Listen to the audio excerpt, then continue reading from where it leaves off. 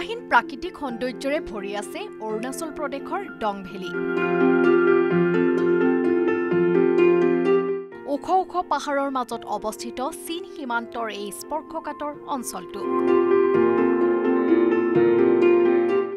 যেনিয়ে চকু যায় তেনিয়ে মন ভৰি পৰে দেশৰ প্ৰথম সূৰ্যৰ কিৰণ পৰা এই অঞ্চলত। ভাৰত চীন সীমান্তৰ এই অঞ্চলত দিনটোৰ ২৪ ঘণ্টাই নিশ্চিত নিৰাপত্তা বেষ্টনী গঢ়ি ৰাখিছে ভাৰতীয় সেনাবাহিনীয়ে। সীমাৰ সিপাৰৰ পৰা যিকোনো ধৰণৰ প্ৰত্যাহ্বান প্ৰতিৰোধ কৰিব পৰাকৈ সক্ষম ভাৰতীয় সেনা। সুউচ্চ পাহাৰৰ শিখৰৰ পৰা সীমান্তৰ প্ৰতিটো অংশতে সক্ৰিয় হৈ আছে সেনাবাহিনী।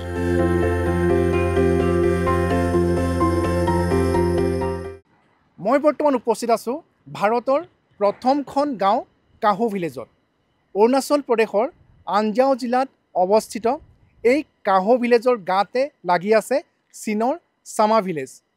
আৰু এই কাহু ভিলেজৰ লগতে আছে কিবিটো ভিলেজ। দেশৰ পূব প্ৰান্তৰ এই গাঁও দুখন চীন সীমান্তত অৱস্থিত আৰু ইয়াৰ গাঁৱৰ বাসিন্দাসকলে অতি সুখত জীৱন নিৰ্বাহ কৰি আহিছে বুলি আমাক জানিবলৈ দিছে।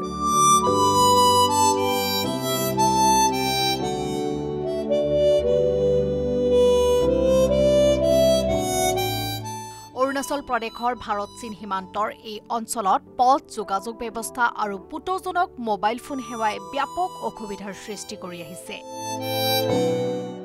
অঞ্চলটোৰ বিধ্বস্ত পথ সকলোৰে বাবে এক ডাঙৰ প্ৰত্যাহ্বান। हाँ, ये अभी जो आप लोग रोड देखा है ये काफ़ी साल 4-5 साल से ऐसे पड़ा हुआ है, तो हम लोग भी वही बात करते हैं कि ये जल्दी बनने से सबके लिए इजी होना था। अभी आना जाना हो गया, बच्चों का भी आना जाना है, या हम लोग को एज टीचर का भी घर जाना होता है या कोई भी चीज़ हो, तो वो सब चीज़ का प्रॉब्लम रहता है। কিন্তু ইয়াৰ বিপৰীতে ভাৰতৰ সীমাৰ পৰা কিছু নিলগতে থকা চীনৰ চামা ভিলেজৰ সমীপত চীনে নিৰ্মাণ কৰিছে চিমেণ্ট কাৰখানা। চিমেণ্ট কাৰখানা স্থাপন কৰি সীমান্তৰ পাহাৰলৈকে চীনে নিৰ্মাণ কৰিছে পথ। সীমান্ত অঞ্চলত চীনে আন্তঃগাঁথনি উন্নয়নত অধিক গুৰুত্ব প্ৰদান কৰিছে। কিন্তু ইয়াৰ বিপৰীতে সীমান্তৰ ভাৰতৰ অংশত পথ যোগাযোগ, মোবাইল নেটৱৰ্ক আৰু ইণ্টাৰনেট সেৱা হৈ পৰিছে এক প্ৰত্যাহ্বান।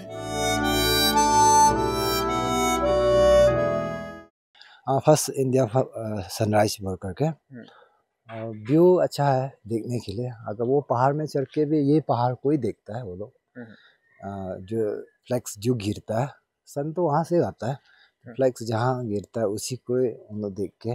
इंटरनेट का इशू रहता है, अभी तो है लेकिन कभी जाने से हफ्ते भर तक भी गायब चला जाता है। तो आजकल इंटरनेट मस्त हो गया बच्चों के लिए, तो उसका इशू रहता है। बाकी कुछ जैसे टीचिंग किड्स लोग का ज़रूरत पड़ता है जो हम लोग को यहाँ मिलता नहीं है। स्मार्ट क्लासेस भी नहीं है यहाँ पे, तो स्मार्ट क्लासेस सब होने से अगर इंटरनेट अच्छा रहता।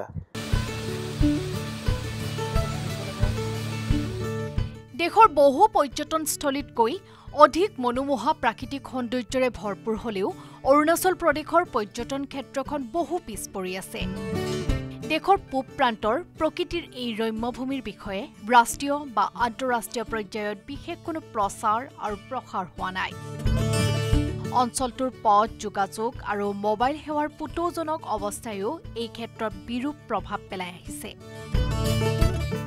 সেয়েহে বহু সম্ভাৱনা লুকাই থকা অৰুণাচল প্ৰদেশৰ পৰ্যটন ক্ষেত্ৰখনৰ বিকাশৰ বাবে বিশেষ ব্যৱস্থা গ্ৰহণ কৰিবলৈ স্থানীয় লোকসকলে চৰকাৰক আহ্বান জনাইছে। উল্লেখযোগ্য যে এই বছৰৰ ডিচেম্বৰত ডং ভেলীত ডং ফেষ্টিভেল অনুষ্ঠিত কৰাৰ যোজনা চলাইছে চৰকাৰে। পৰ্যটনৰ দিশৰ পৰা যদি আমি চাওঁ তেনেহ'লে অৰুণাচল প্ৰদেশৰ ডং ভেলী সৌন্দৰ্যৰ আকৰ ইয়াৰ যিফালে চকু ফুৰোৱা যায় সেইফালে আমি দেখিবলৈ পাৰোঁ প্ৰকৃতিৰ অপৰূপ সৌন্দৰ্য। কিন্তু অৰুণাচল প্ৰদেশৰ এই অঞ্চলটো পৰ্যটনৰ মানচিত্ৰত যি ধৰণে স্থান পাব লাগিছিল বা ইয়াৰ পৰ্যটন ক্ষেত্ৰখনে যি ধৰণে আগবাঢ়ি যাব লাগিছিল সেই ক্ষেত্ৰত যেন হোৱা নাই আৰু বহু পিছ পৰি থকা আমি দেখিবলৈ পাইছোঁ। यातोंग में तमिलनाडु में विजिट किया था पेमा खंडू, उसी समय 5 दिन के लिए डोंग फेस्टिवल करेगा बोल करके, तो ऐसा बोल रहा था। तो वो करने के बाद में कुछ हो भी जाएगा होगा। ভাৰত চীন সীমান্তৰ এই অঞ্চলত দুখন গাঁৱত চৰকাৰে ভাইব্ৰেণ্ট ভিলেজ আঁচনিৰ অধীনত বিভিন্ন উন্নয়নমূলক কাম আৰম্ভ কৰিছে যদিও